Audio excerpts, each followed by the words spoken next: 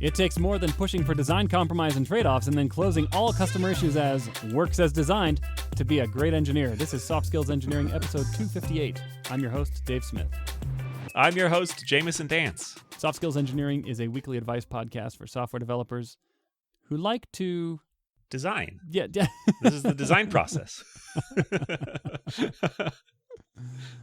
Yeah, the trade-off is that it's done, but it doesn't work.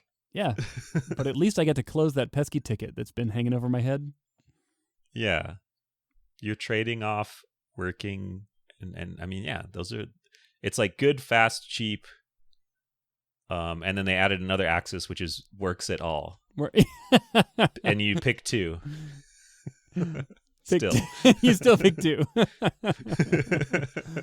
Works at all. It's not a very long axis. It's infinitesimally small in one direction and the other direction. It's binary.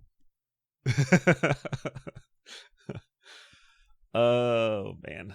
Should I thank our wonderful patrons? Go for it. Thank you to Ira Chan, Eric Larko, Smiling Monkey Emoji, Jonathan King, TestingIsDocumenting.org, Adrian Bordink, Roman Denisov, FizzBuzz Influencer, Oladapo Fadye, Garen Sveinson, Ragnar Hardison, Nick Hathaway, Travis Sanders, Dennis Bogdanov, Braden Keynes, Stephen Armandley, John Grant, Taras Haruk, Chris Hogan, The Agile Ventures Charity, Nick Kantar, and Philip John Basile. Thank you to this crew. What do they call Valhalla? Is that where the Vikings go? Valhalla? It's like the Hall of Heroes in Valhalla. Yeah. I think that's after they die, though. Oh, well, this one's easy. It's you just pay money and then you get to go there while you're still alive. This is the group of folks who contribute to our Patreon at the level where we shout them out every single week. You can join them by going to softskills.audio and click support us on Patreon, and you'll get invited to our Slack team where, what new benefit can I make up right now that we'll have to deliver? Where we 100% accurately predict the value of Bitcoin over the next 6 months. Oh, sounds useful. The catch is that by joining, you have to sign away your right to buy Bitcoin. So unfortunately, it's not the path to riches, but it's the path to knowledge. Still sounds which is fun. like riches. Yeah. I also have a listener comment I want to read. I'm a new listener, and I was just listening to episode 27, Writing Great Resumes and Pushing Back on Non-Engineering Tasks. I don't know if the answers given really captured the experience of folks just starting out in their careers, especially from underrepresented or non-traditional backgrounds. For example, getting a job just through recommendations can be tough if you haven't yet worked in a professional capacity, and can be a catch-22 for new developers. You need recommendations to get a job, and you need to have worked with contacts to get a recommendation. I think this would have been a great segue into talking about the importance of networking via meetups or contributing to open source to get your name out there, with a caveat about the economic privilege involved in having time to dedicate to networking activities when, say, you need to work a lower paying non-tech job to pay the bills. While it was very valuable to know how the hiring process can go after a well-established reputation has been built in this industry, I was hoping for more insight related to the process near the beginning of that journey. Thank you. That's interesting feedback. So I was looking at the timeline. Episode 27 was in 2016, and that was before I was right. Now I'm right all the time. But... I thought we had established that because you're aging, you're now wrong. Oh, shoot. Yeah, well, okay. But I had a streak where I was right for a little bit. Just for this. Yeah. But it certainly did not include 2016. Yeah. Yeah, I remember vaguely the advice we gave, and I do remember this was back when I thought titles were dumb because they were just like, I don't know, just the man, just busy work, just trying to like signal. It was like lame to care about titles, but it turns out it's not. It's important for people, and part of what I have learned and grown, or how I've learned and grown throughout these years, is learning that signaling your experience and value is helpful, and it can be more helpful if you have less like, I don't know, traditional markers of experience. So yeah, I agree with this. Thanks for sharing this feedback. All right. Shall I read our first question? Yes, please do. Okay, this comes from a listener named Scrolly McScroll-Face. Okay, Scrolly McScroll-Face says, "Hi team, love the show. Keep up the great work and congrats on 256 episodes." Well, that won't age well. Okay, Scrolly McScroll-Face continues on. "I think I'm addicted to my phone, ? Every time my code goes to build or something I know I need to wait on, I open my phone and start scrolling. 40 seconds later, when the build is done, I'm still scrolling. In between thoughts, I also open YouTube in my tab fairly regularly. It's definitely gotten worse while working at home during these times. I'm surely not alone in the slipping of discipline. I've tried to put my phone in the next room, and that has some success, but I don't always remember to do that. Do you have any tips? Anything you've seen while managing folks? I love my job and I love to work, so I don't think I'm not engaged enough, and I struggle to see how a different job would engage me more. Oh, preempted. Yeah. Oh, how did you know to say that? How did you know to say that last thing? Like, listen, guys, I don't want you to just say the same stupid things you say every time someone asks a question, so I'm just going to say I'm not quitting my job. Okay. This is how we know we have a listener on our hands, like a real proper listener. It's been 257 episodes so far, and it's time to get some new tricks. Okay. Time to pivot.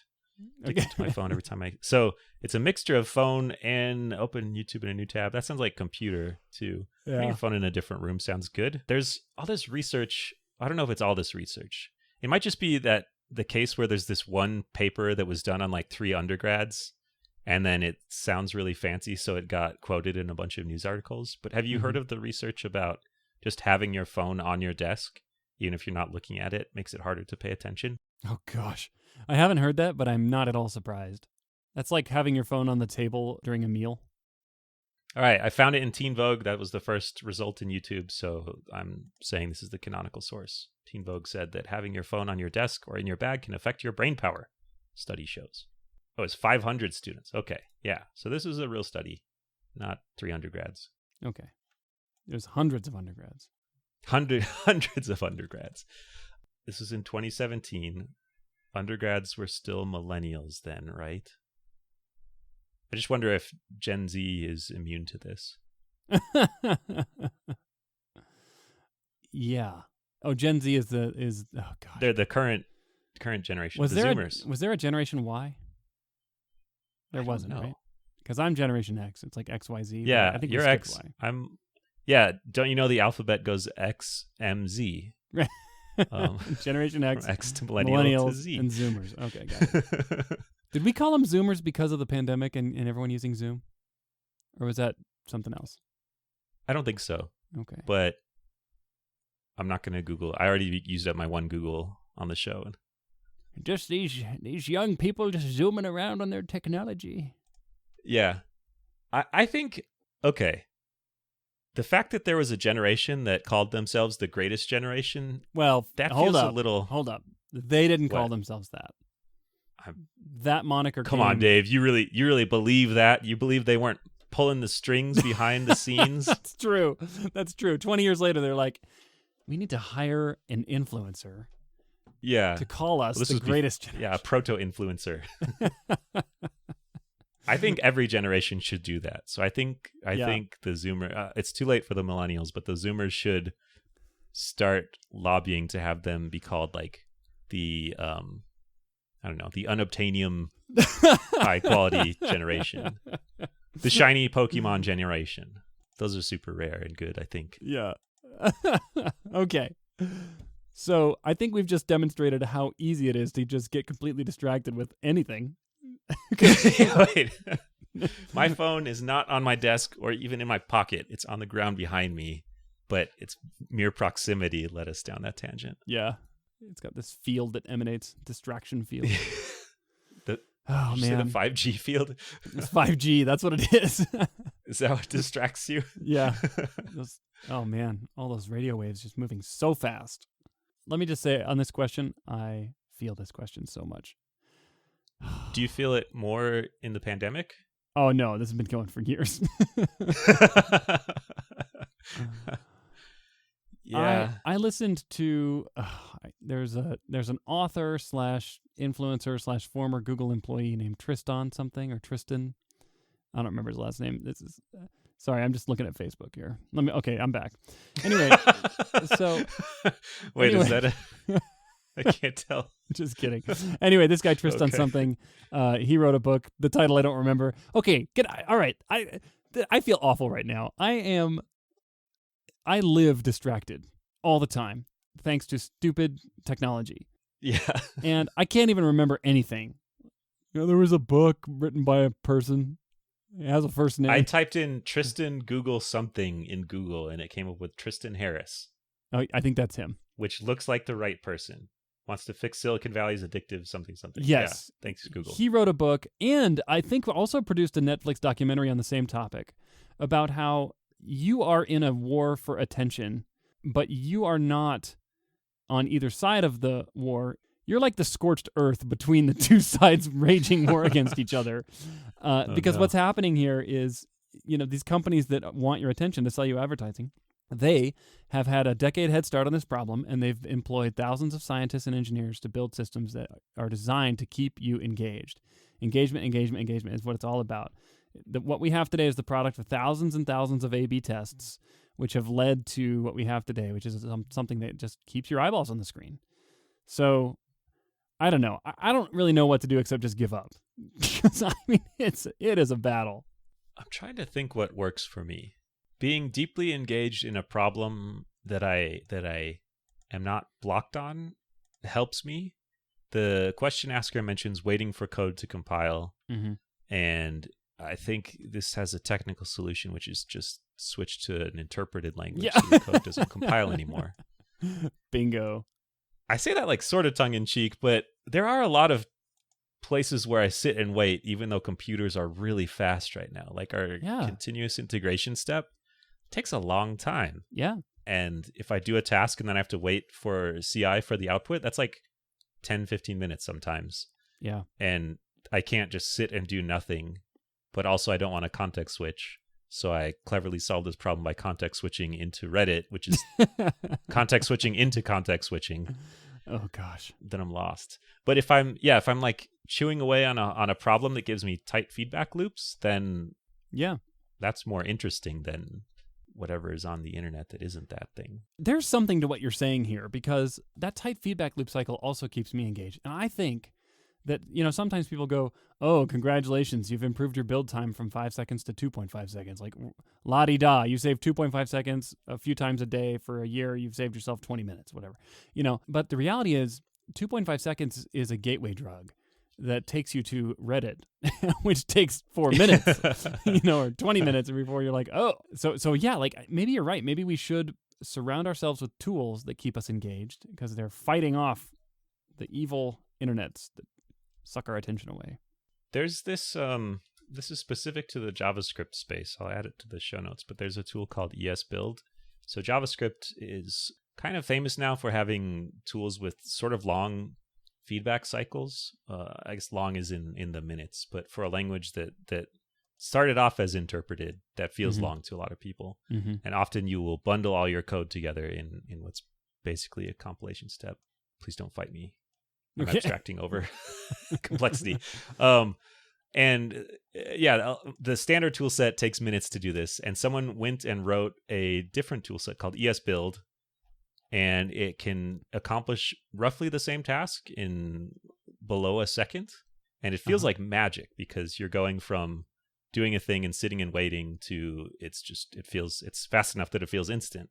And it changes the type of task you're doing.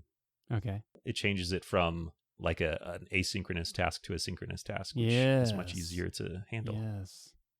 That's a good point. That's a good point. You can do that without knowing anything more about the kind of work you're doing. Every time my code goes to build or something I know I need to wait on. Yeah. Jamison, you've done something really cool with this. Was it you? I think it might have been you. You modified your Etsy host file on your computer. Is that right? Oh, yeah, I did. Yeah. I have a bunch of sites blocked in my Etsy host file on my work computer to combat this because I had really bad muscle memory where it just, anytime I hit a new tab in my web browser, my fingers would automatically like autocomplete Twitter. And it turns out that's not what I wanted to do most of the time. But your fingers so that's sort did of the it opposite. Anyway. Yeah, that's like, instead of reducing the cost of waiting for the current work tasks, that's like increase the cost of switching away to other things. That's sort of another in line with put your phone in the other room, but you could do that. So for those that don't know what we're talking about here, there is a file on every modern desktop, laptop computer, and actually even old ones too, called hosts. And it's located in different places depending on your operating system, but it's there. And if you search host file in Google, you'll find it. and it lets you specify what the IP address should be for any host name. And it takes precedence over DNS servers, over everything. So you can set the host name for twitter.com to the IP address of 127.0.0.1. And since your local computer is not running in a web server, well, probably not. I mean, a lot of our listeners are probably web developers. But anyway, it's certainly not running Twitter. And so when you try to go there, you just get an error page. Yeah, and it's not that this is some unhackable, like, airtight system to prevent you from ever doing this. I mean, you can just go change it again. It's more that little nudge to say, oh yeah, at some point I decided it would be a bad use of my time to go here. That's usually enough to get me over the hump. I also did a thing years back, going on, I don't know, almost close to 10 years now, using an app that I think we've mentioned on the show before called Rescue Time. I haven't used it in probably 5 years, so it could have at this point devolved into a spyware, malware infested thing. I don't know. It could be like the ultimate keylogger. Yeah, I have no idea. Because it knows everything about every piece of software that you ever switched to in your. So it could very well be. So this is not an endorsement, but what it did was it kept track of how much time you spent with different windows in the foreground, and it kept track of their titles and stuff like that. So you could track things like, how much time did I spend on Twitter this week? And if you paid for the pro version, I think it would even give you goals, and it would send you a weekly report to say how much time you spent on different things, and you can categorize tons of stuff like, this is work, it's productive, this is entertainment, it's not productive, and then you could come up with a report at the end of the week. And that was really good for me. It helped me to have a bird's eye view of what I was actually doing with my time on my computer. There is an open source thing called Activity Watch that is apparently the same thing. Great. And I've also heard of people that hack this together somehow with like shell scripts that'll plumb your operating system for details of what's running or what's in focus. Yeah. But yeah, I've done something similar. I did use Rescue Time, I think on your recommendation. And it was revelatory to see just how much time I thought that quick trip to Twitter or YouTube or whatever actually was taking me. And it was a significant chunk in my worst times. Yep. Now I take naps instead. Now you're well rested. It's so good. I'm not joking. Like, if I think I'm just going to do nothing on the internet for half an hour while I wait for this other task, just go take a nap, and then life is better. My day's better. And I know slightly less about like the dank internet memes or whatever, but that's a fine trade-off. And it's enough of a time commitment. I can't just sit down and take a nap in 5 minutes, right? I have to say, okay, I'm going to power nap for half an hour. So I plan around it instead of just accidentally starting a thing that then stretches on forever. Right. That's impressive that you can go to sleep that fast. In half an hour? Yeah. Like go to sleep and wake up? That's cool. I'm always tired. It's like the... You're like, it's easy. It's easy when you're exhausted all the time. Exactly, yeah. I'm always prepared to go to sleep at any moment. Let me add just one more thing, and I'm only saying this because we got that last sentence in this question. I struggle to see how a different job would engage me more. Let me just tell you that I've been in some pretty disengaged jobs, and back in the day, I don't know, for those of you that were around for when Slashdot was the Reddit of the world, they gave you karma points for contributing comments and material and things like that. And I saw a direct inverse relationship to how high my karma score was on Slashdot compared to how engaged I was at work. And I did change jobs once, and my Slashdot karma score just absolutely fell. It was great. Oh, did it decay? Yeah, it decayed. I read Slashdot, but I never participated. Yeah, it was whatever.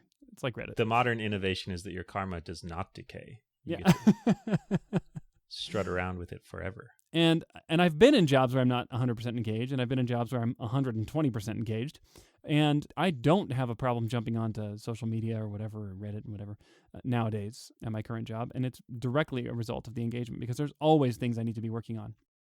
Also, it depends on what you do for a living. If you work on, single-threaded tasks that are just one after another, sequential, and you never context switch between tasks, then I think you're more likely to have these engagement lulls or these little distraction moments. But for me, I work on a lot of things at the same time. It's just the nature of my job right now. And so there's always something I need to go give my attention to that's work-related, So I'm almost never off on other things. So part of the advice with Kanban, I think, is to limit work in progress. You're not supposed to be juggling a bunch of different things at once. And I believe they explicitly acknowledge that means you will have some downtime. But to them, they think it's actually still faster overall, even if you account for the wasted time of like being blocked on something. Yeah. Instead of just picking up an extra project that you switch to while you're blocked on the other thing. I don't know if that's true or not, but you could also just recognize the solution might be worse. Like if I pick up extra work to do instead when I'm blocked on this thing, then it might make my first task take even longer, even though my time might be used more productively, potentially. Maybe that's not what you want. Maybe you want that task done as fast as possible, even if you waste some time on it. Race cars use a lot of gas. That's where my brain is going. Okay. They're not very efficient, but they go real fast. So if you want this task done real fast, your lines of code per times you open Twitter might be a little less efficient than a different task. I think we better move on to a different question. I agree. All right, okay. I'm going to read this question. This is from an anonymous listener who says, "Hi, I am the underleveled engineer from episode 240, which was about being underleveled in the big leagues. And I want to provide an update and ask a follow-up question. I was promoted in this cycle, and because of my shyness, I used Jamison's favorite problem-solving technique of doing nothing prior to my review. My compensation in the new level is also underwhelming. Or is it? Comparing my pay with some data points on levels.fyi, my salary is slightly below average. As part of my promotion, I have another equity award, and that is also slightly below average compared with the data points on the site. However, I already have an existing equity award granted to me when I started at my previous level. It is unclear to me if the data points on the site have taken into account for the internal promotion versus an offer extended to an external candidate. If I add in the previous equity awards and my compensation in this new level, then my total seems to be way out of band on the good side. Digging into it more, there are other sites and blog posts that talk about things like refreshers and bonuses. These are brand new concepts to me since my previous jobs only paid salary, even the tech jobs in middle America. Could you talk about how compensation is structured in the big leagues?" And I assume we're not talking about baseball here. Yeah, where compensation has actually dropped a little bit, like yearly compensation. In baseball? Yeah, they moved to this. They're still breaking records for total contract value, but they're stretched out over more years. It's kind of, I don't know, it's depressing. Some guy just signed like a 13-year contract, and it's the most valuable contract ever, but also he makes less money per year than some previous most valuable contracts. Interesting. Baseball's boring, though. Yeah. So let's talk about something else. Okay. So big leagues referring to, are we just talking FANG companies here? I think so. Yeah, giant megatech corps.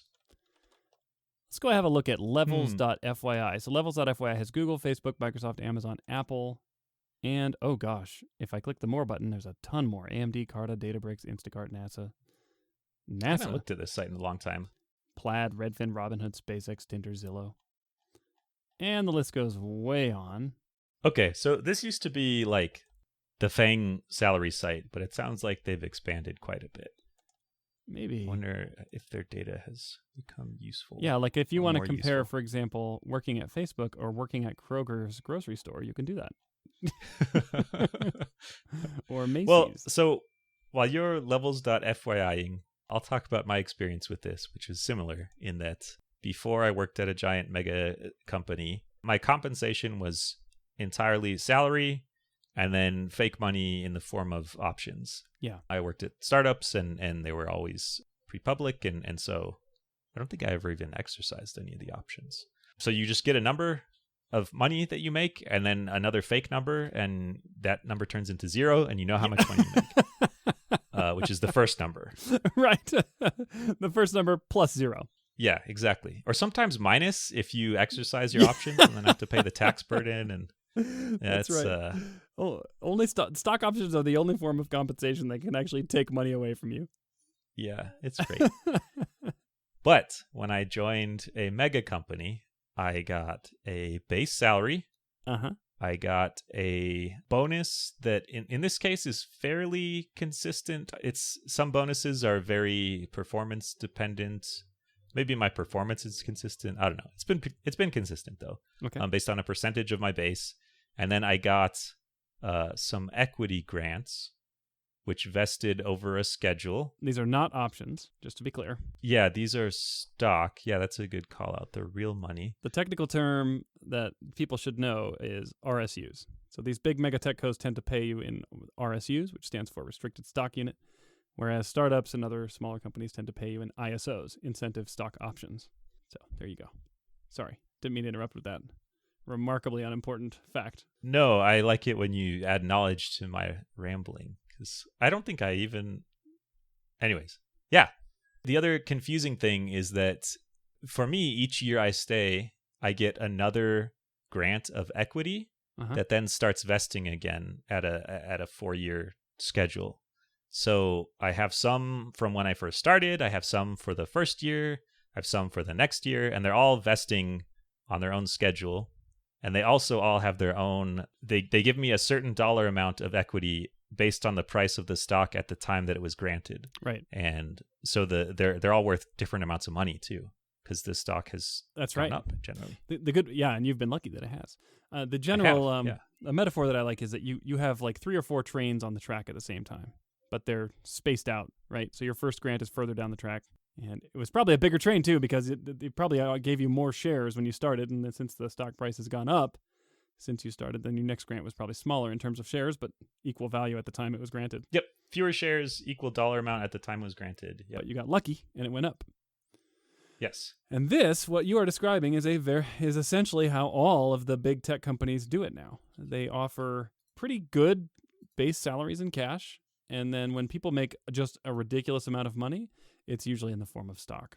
Yeah, that's a good thing to point out, that often as you get promoted to higher and higher levels, that your base salary doesn't go up by huge amounts. But knowing how to value this is hard. Like I can value it and I don't know if they do this on purpose or not, but my company doesn't make it very easy to calculate the value. Mm-hmm. It'll just tell you the total value of all unvested equity you have all at once. Mm-hmm. Which can be a very large number, but that's not money you have yet. Yeah, and that's going to be paid out over years. Yeah, exactly. So the way I try to think about it is like, how much will I get when it vests this year? Like, what will my pay be this year? And then I have to figure out the size of each of those 3 trains and when they started. And it feels like a word problem from middle school. Like you have 2 trains coming from opposite side, and one is going 20 miles an hour, and the other's going 40, and they're 35 miles apart, and when do they meet? Basic grade school math is hard for me. I think that's what I'm admitting on the show. Anyways, so I can use that to turn it into a number of how much money I expect to make this year. That also depends on the stock price, which is unpredictable. Unless you are part of the soft skills engineering Slack, and then it's perfectly predictable, but you're unable to act on it, sadly. So. That's right. It's the Heisenberg Slack community principle. So when the question asker says my total seems to be way out of band on the good side, I wonder if they're considering not the yearly value, like how much money they will get this year from what vests, but just the total value. Right. I think so. Because the way that the numbers in levels.fyi work is this. You add up all of the money that you expect to receive in the form of cash, stock, or bonus, or whatever, in the calendar year, and that's your total compensation, or TC. I've wondered about that on like Glassdoor or some of these other salary sites, because some of them don't make it very clear what the number represents, and those numbers can be wildly different if you put in the value of the grant that you get over the lifetime of the grant. Yeah, it's 4 years worth. That as how much money you get in that year, then that'll be a big number. Or if you don't include that, then it's a very low number. Yeah, that's right. I base my conclusion on what I see the majority of people do on Levels FYI, the numbers, because what I'll see is you'll see like 10 numbers that all look to be in a similar cluster, and then you'll see one that's like twice as high as all the other ones. And you're like, oh, someone put in their 4-year vesting value. You know, that's how I conclude it. Or that person has figured something out. Yeah, just the shrewdest negotiator. Yeah. Oh, but it is complicated. And I met several engineers in my time at a big tech co who were frustrated with the situation because it was just hard to understand. And even after you got a baseline level of understanding, it was hard to predict what things were going to look like next year. You know, it's like, should I buy a house? Should I buy a car? I don't know, because I'm not sure what my income's going to be next year. Yeah, especially if the price of stock for this company you work for is volatile. If it always goes up, then It's great. Easy. congratulations. Yeah, and like you know the floor and it'll probably be more. But if it is going up or down, it's possible you'll get a grant and then it'll end up being worth much less than that if the stock price drops. And yeah, so it's easier to value than options if these are RSUs in a publicly traded company, but there still is a little bit of risk to them. Yeah. But stocks always go up, so That's I guess yeah, there's not. gosh. Yeah, knock on wood. We're going to rue the day you said that. I don't think so. Surely I'll never rue the day I said that. Maybe you'll rue the day you said that second thing. Oh no. I will Have we never answered the rue question? the day. Yeah, I think so. Let's wrap it up. All right. Well, thanks for asking this question. Thank you for listening. If you want to ask your own question, Dave, what should they do? What, if they want to answer their own question or if they want us to No, if answer they want it? to ask their own question and hear us answer it. Okay, got it. Just the standard, the usual. Yeah, okay. Just say what I always say at the end, right? Unless you're proposing a radical new model for the show live on the air. And then I'm all ears. I want to hear it. Okay. I'm just going to say the same thing I always say. Okay. Go to softskills.audio and click Ask a Question where you can fill out our form. But thank you so much to everyone who's done that. All right. We'll catch you next week.